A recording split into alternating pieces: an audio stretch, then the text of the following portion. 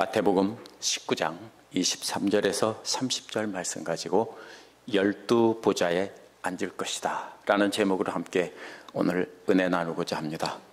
미국의 소설가 테오도어 드레시어의 소설 중에서 An American Tragedy라는 소설이 있습니다. 주인공은 클라이드 그리피스인데요. 가난한 집에서 태어나 초등학교만 졸업한 뒤 약국에서 바로 잔심부름하는 일로 취직을 했습니다. 조금 커서는 캔사스시의 고급 호텔에서 벨보이로 취직해서 손님들의 짐을 날라줬습니다. 근데 벨보이로 하는 일이 주급 말고도 손님들이 주는 팁의 수입이 제법 많아서 그 수입은 어머니께 말씀드리지 않고 친구들과 노는 일에 썼습니다. 하루는 친구들과 함께 여자들과 어울려 남의 차를 훔쳐 타고 놀러 가다가 어린아이를 치는 교통사고를 냈고 차는 크게 부서졌습니다. 클라이드는 경찰에 체포될 것이 두려워 도망을 쳐서 멀리 사는 공장을 경영하는 숙부집에 찾아가서 공장 직공으로 일을 했습니다. 공장 주인의 조카라는 명예를 더럽히지 않으려고 열심히 일하고 의복도 항상 단정하게 입었습니다. 그러던 중에 숙부의 가정과 가까이 지내는 상류층 처녀와 사귀게 되고 결혼이 될 듯한 단계에 이르렀습니다. 그러나 클라이드는 이미 결혼을 약속하고 임신까지 한 공장 여직공이 있었습니다. 그는 고민하기 시작했습니다. 고민을 하다가 그는 돈과 명예와 부귀에 욕심이 생겨서 부잣집 처가의 사위가 되기 위해 임신한 여직공인 애인을 연못에 밀어넣고 부잣집 딸을 찾아갔습니다. 그러나 그를 기다리고 있는 것은 행복이 아니라 살인사건의 발각과 동시에 전기의자였다라는 것이 그 소설의 내용입니다. 이 소설은 세상 부귀영화를 위해 달려가는 미국인의 탐욕을 풍자해서 쓴 소설입니다. 지난주 말씀에 나온 부자 청년이나 오늘 말씀에 나온 베드로를 비롯한 제자들 역시 이 소설에 나온 주인공과도 같습니다. 어린아이를 막는 제자들 이야기와 부자 청년이 영생에 관해서 질문하는 것이 전혀 다른 이야기 같지만 사실은 제자들이나 부자 청년이나 다 똑같이 하나님 말씀을 이용해서 세상의 부귀영화를 누리려는 이 주인공과도 같은 사람이었습니다. 그래서 예수께서 제자들을 책망하신 것이고 부자 청년에게도 소유를 버리고 따라오라고 하신 겁니다. 오늘 말씀은 인간의 노력으로는 그러한 탐욕의 노예를 벗어나는 것이 불가능하다는 겁니다. 오직 하나님만이 그러한 탐욕의 노예에서 벗어나게 해주고 하나님 나라에서 12보좌에서 다스리게 하신다는 말씀입니다. 23절에서 26절은 하나님만이 가능하다는 것입니다. 예수께서는 소유를 포기 못한 채 근심하며 떠나가는 청년의 뒷모습을 안타까운 마음으로 바라보고 계셨습니다. 그러다가 제자들을 바라보시면서 말씀하신 것이 오늘 말씀의 시작 부분입니다. 내가 진실로 너에게 말한다는 공식을 써서 부자가 하나님 나라에 들어가는 것이 어렵다고 가르치셨습니다. 얼마나 어려운지 설명하기 위해서 비유로 드신 것이 바로 또 내가 또다시 너에게 말한다라고 하시며 낙타가 바늘구멍에 들어가는 비유로 말씀하신 겁니다. 바빌로니아에서 제일 큰 동물은 코끼리였기 때문에 바벨론의 문헌들이나 유대인 교사들이 쓴 글에 보면은 코끼리가 바늘구멍에 들어가는 것은 불가능하다는 비유를 사용한 것을 찾아볼 수 있습니다. 그러나 팔레스타인 지방에서 가장 큰 동물은 낙타입니다. 그래서 예수님은 코끼리 대신에 사람들이 흔히 볼 수 있는 낙타로 바꾸어서 가장 큰 동물인 낙타가 집에서 볼 수 있는 가장 작은 바늘구멍으로 들어가는 것이 보다 부자가 하나님 나라에 들어가기가 더 어렵다라고 했습니다. 예수님께서는 정확히 말하면 이런 겁니다. 낙타가 바늘귀로 지나가는 것이 더 쉽다.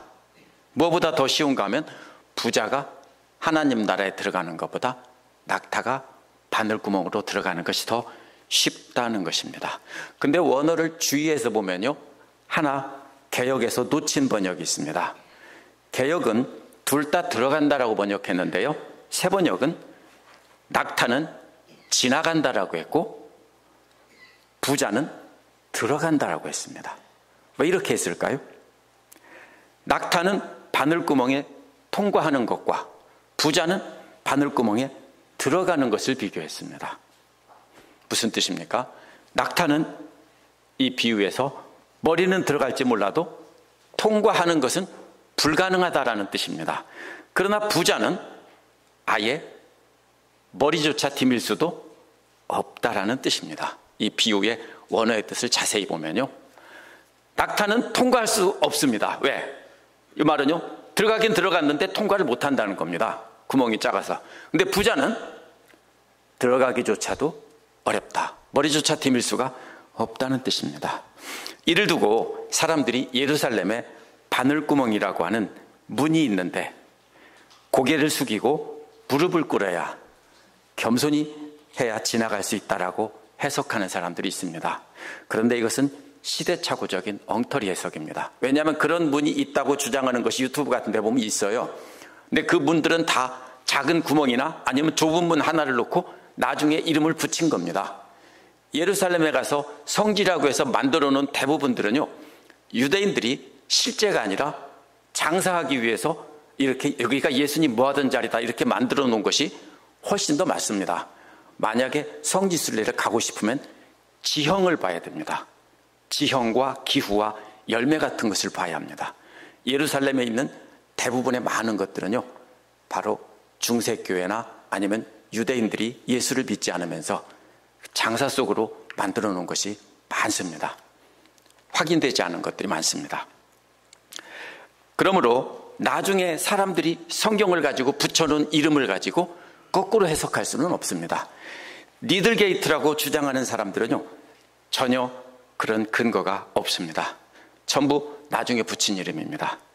예수님께서 유머가 담긴 과장법으로 인간의 노력으로는 하나님 나라에 들어가는 것이 불가능하고 다는 거 말씀하신 것이지, 이것은 무릎 꿇고 겸손히 엎드려야 들어간다는 뜻이 절대로 아닙니다.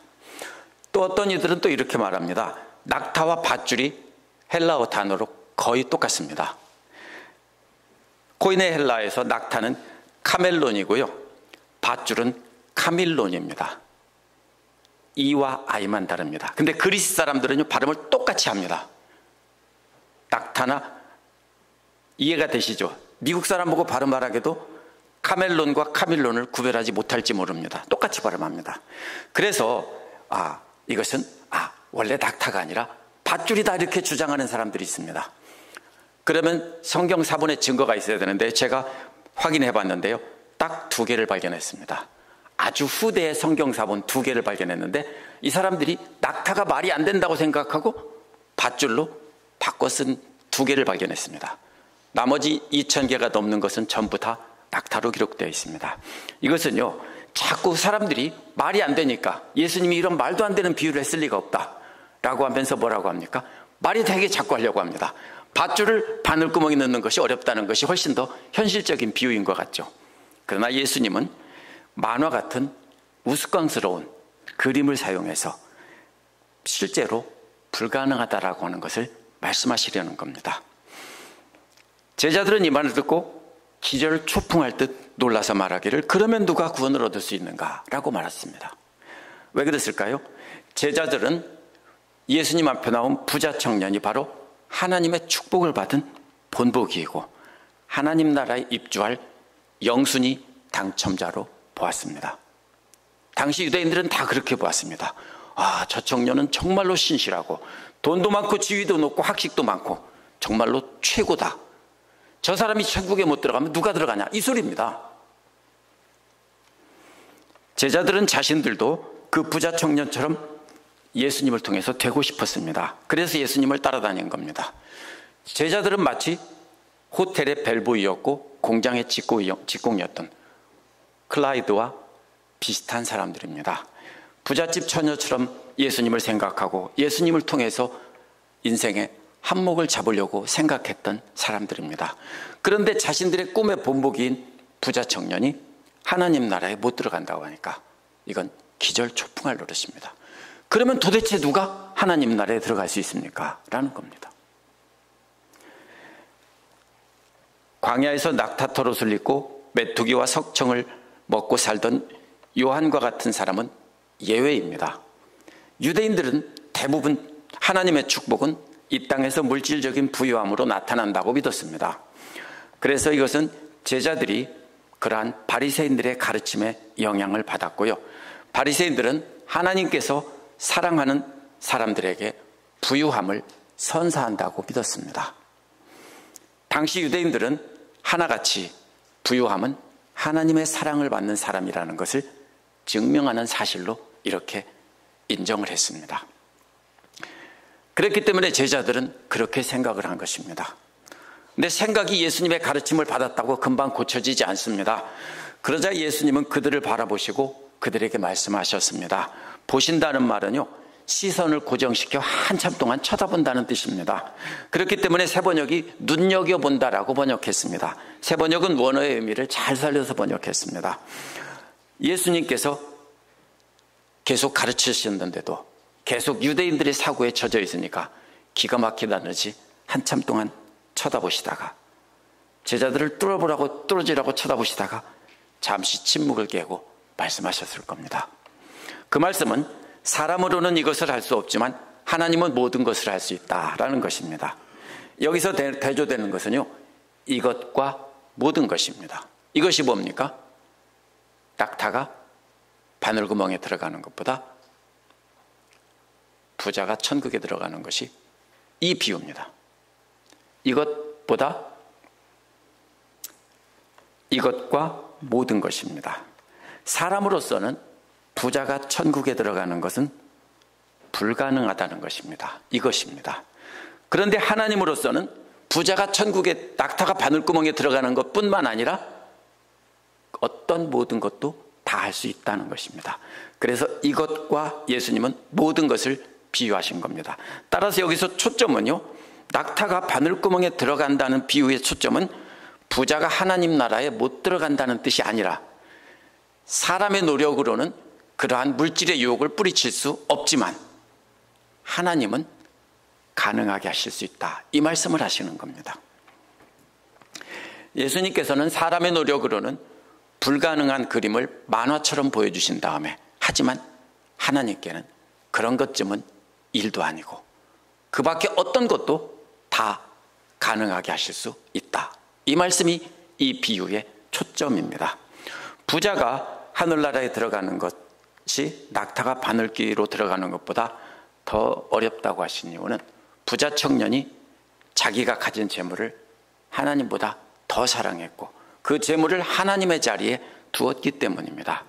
그래서 두 가지를 함께 놓고 생각할 때 포기하지 못한 것입니다.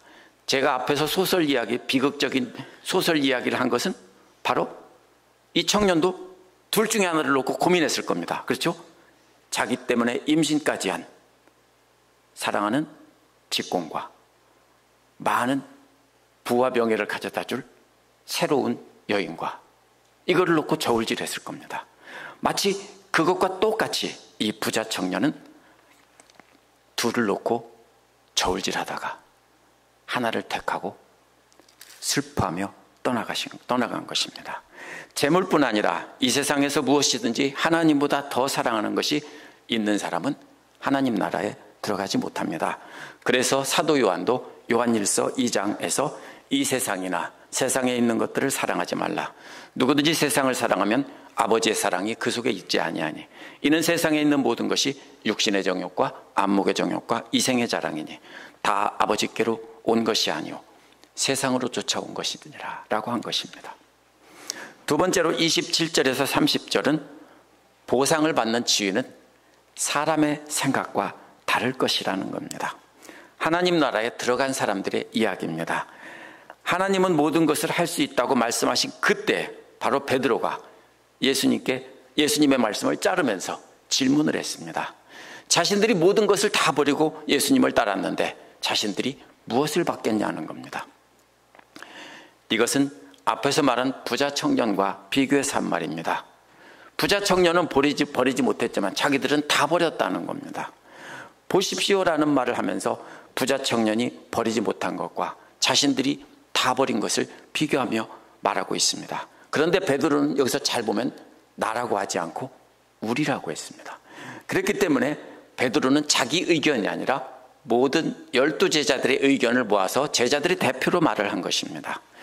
베드로를 포함한 모든 12제자가 장차 주님의 나라에서 무엇을 보상으로 받겠냐는 겁니다.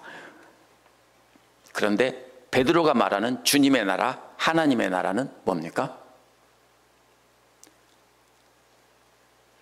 바로 예수님의 나라고, 예수님이 통치하는 나라고, 예수님이 왕이 돼서 떵떵거리는 나라라고 생각한 겁니다.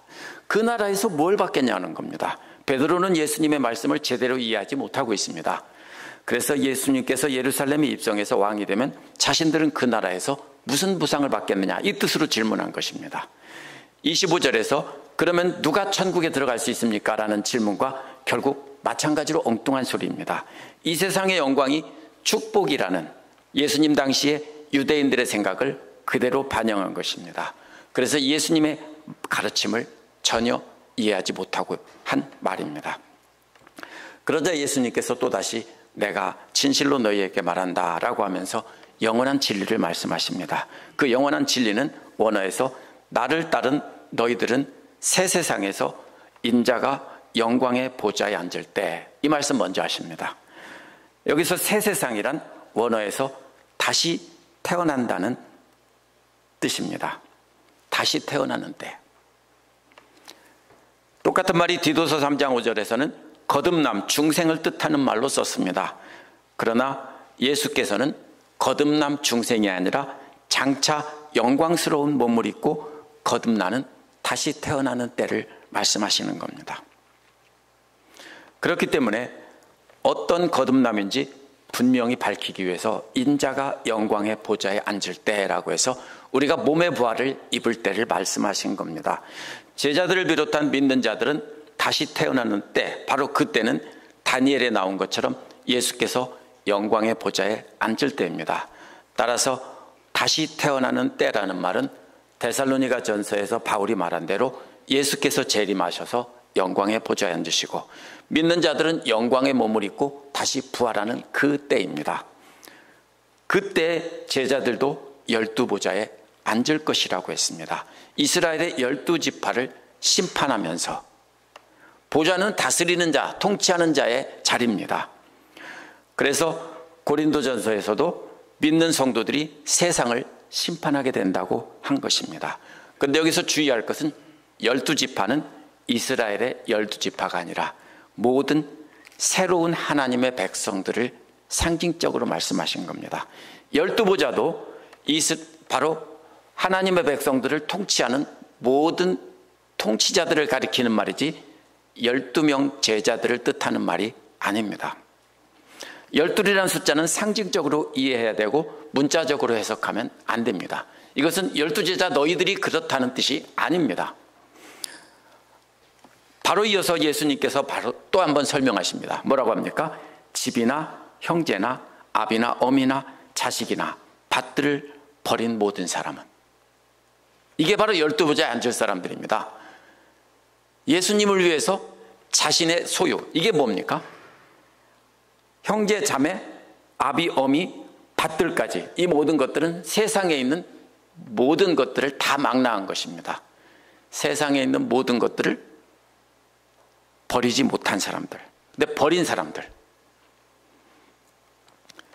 여기서 앞에서 소설의 마사른 클라이드가 포기하지 못한 것과 같은 것이 바로 여기에 나온 목록입니다. 당시 사람들이 누리던 세상의 영광을 포기하고 예수님을 따른 사람들은 장차 영광의 보좌에 앉을 것이다, 이 뜻이지 12제자가 12보좌에 앉는다는 뜻이 아닙니다. 베드로는 자신을 포함한 12제자가 특별히 어떤 보상을 받을 것인지, 우리들이 그래도 으뜸 가는 제자들이니까 이 뜻으로 질문했습니다. 그런데 예수님은 누구든지 자신들의 모든 세상 것을 버린 사람은 다 12보좌에 앉아서 영광 가운데 하나님 나라를 다스릴 것이다, 이렇게 말씀하신 겁니다. 그런데 한 가지 조건이 있습니다. 내 이름을 위하여, 이 말이 끝에 나옵니다.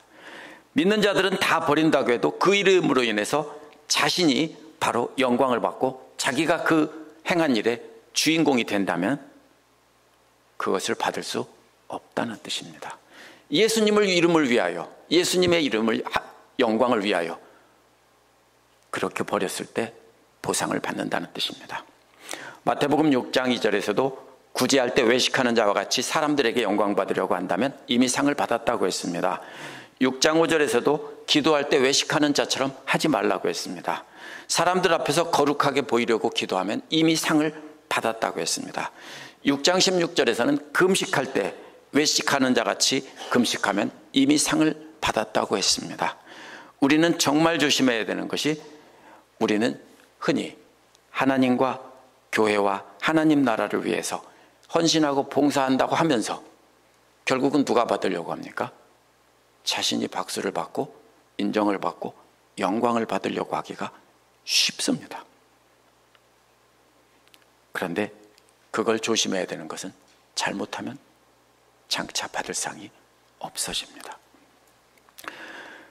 오직 예수 이름을 높이고 예수 이름을 위해서 모든 것을 버리고 이름도 없이 빛도 없이 섬긴 사람들이 다음에 이어지는 상을 받는다고 한 것입니다. 그것은 100배로 받고 영원한 생명도 받는다고 했습니다. 근데 여기서 개역은 여러 배라고 했고요, 세번역은 100배라고 했습니다. 왜 그러냐면요, 성경 사본들 때문입니다. 어떤 사본에는 여러 배라고 되어 있고 어떤 사본에는 100배라고 되어 있습니다. 어떤 게 맞을까요? 100배가 맞습니다. 사본의 증거들을 보면. 근데 후대의 사본 필사자들이 뭐라고 생각하냐면요, 어떻게 100배가 말이 되냐. 그래서 뭡니까? 여러 배라고 바꿔 쓰기 시작한 것이 두 개가 동시에 존재합니다. 이렇게 말이 안 될 때는요, 말이 안 되는 말이 오리지널입니까? 말이 잘 되는 논리적인 것이 오리지널입니까? 하면 말이 잘 되는 것을 말이 안 되는 것으로 바꿔놓을 사람은 아무도 없습니다.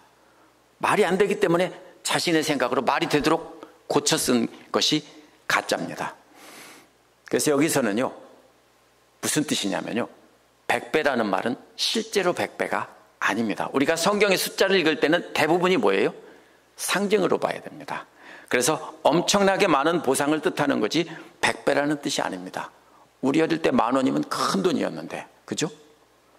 100만 원 내게 할까 소리 참 잘했습니다.